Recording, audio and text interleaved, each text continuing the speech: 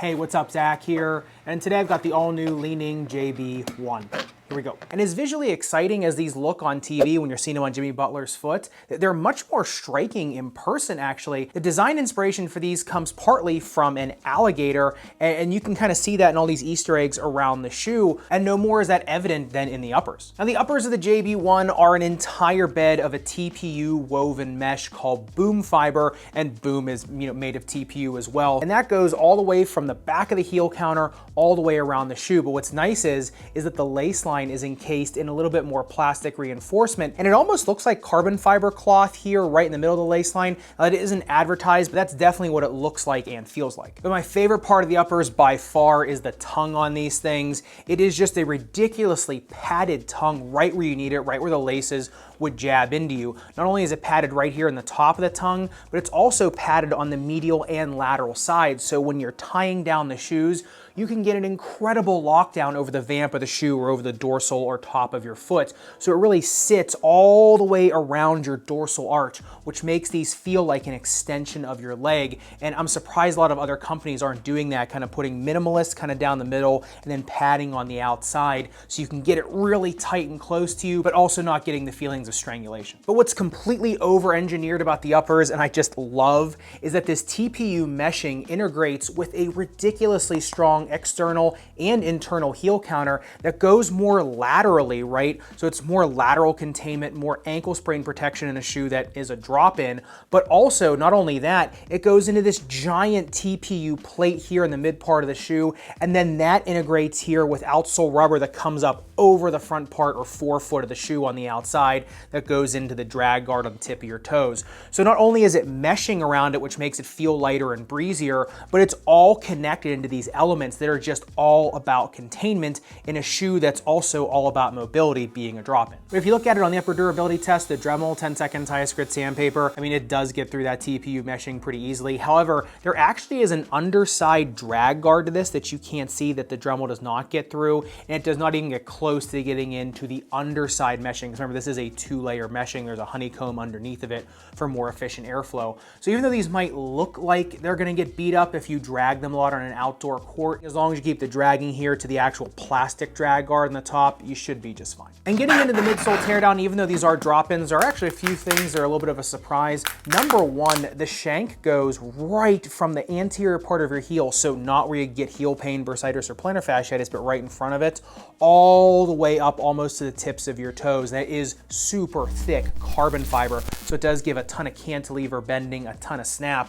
However, when you look at the shoes from the bottom, it does have this little air bubble under here, which actually isn't air, it's just a little window into the boom foam. I kind of thought there might be something under there, but it is just a little bit of a window dressing. However, that boom foam is one of these shoes that the heel is actually a little bit lower than the arch, so you are getting a ton of arch contour on these, which you need because you can't put an orthotic in a drop-in midsole. So that actually is a nice little update. Some other shoes out there, the drop-in midsole is a little bit contoured, but these are definitely much more contoured than others, and you can definitely feel kind of that personalized fit or that customized fit going into these.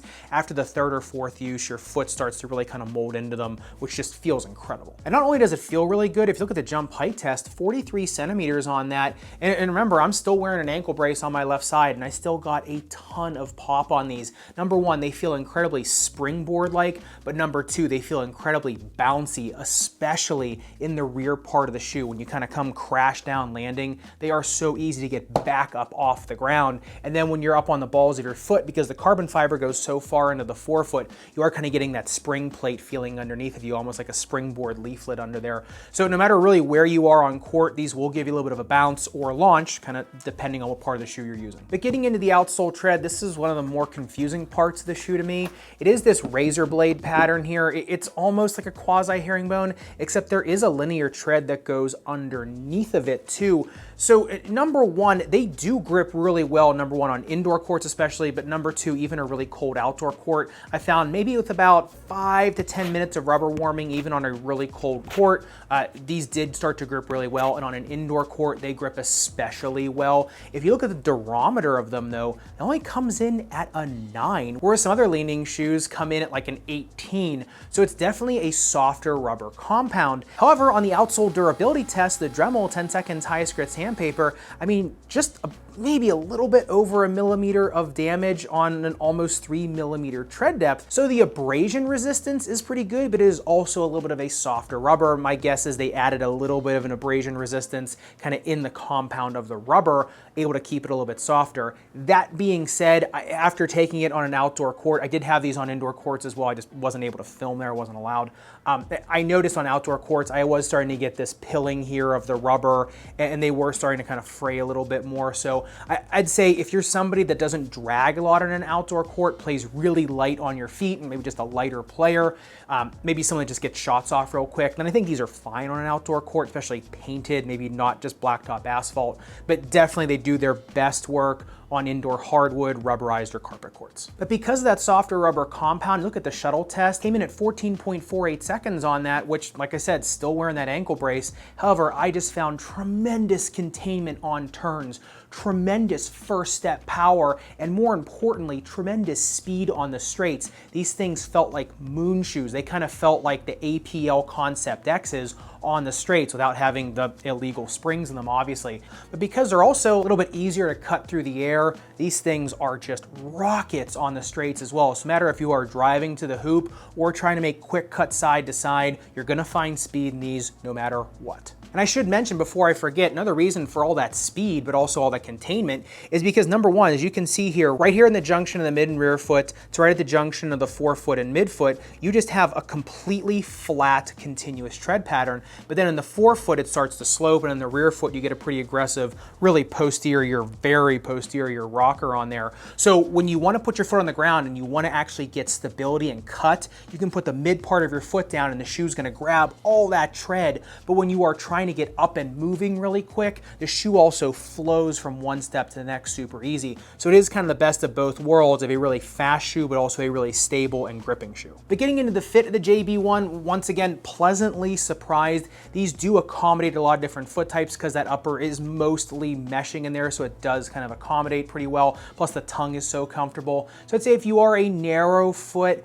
you might actually want to go down a half size to get a real performance fit on these. However, you can go true if you just want a little bit more room in there. Medium and 2E, you can just go true to size. A 4E, I probably would go up that 1/2 size on these. However, if you are someone that suffers from heel pain, because that carbon fiber doesn't run out all the way to the heel, and this does have a nice contour, you don't want to wear an orthotic in them, these are fine for that. Ball of foot pain, because there is so much TPU and nitrogen underneath of you, underneath that carbon fiber plate. Somebody with ball of foot pain or arthritis up there also have a decent time. I would say if you are an ankle sprainer, you know, at least me personally, I would just go for a shoe that is not a drop-in. That way the shoe is all acting as one unit. However, if you are somebody just dead set on getting a drop-in midsole shoe that is an ankle sprainer, these are definitely the best on the market for that niche type player.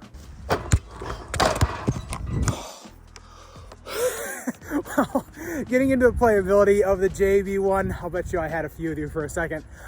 However, these shoes are incredibly bouncy, ironic. You can really tell they were made for, you know, the person that's endorsing them, Jimmy Butler, is that they just have so much bounce off the rebound, off of your first step, or off of that next shot. These shoes don't just absorb energy like a lot of the boom or boost type midsoles.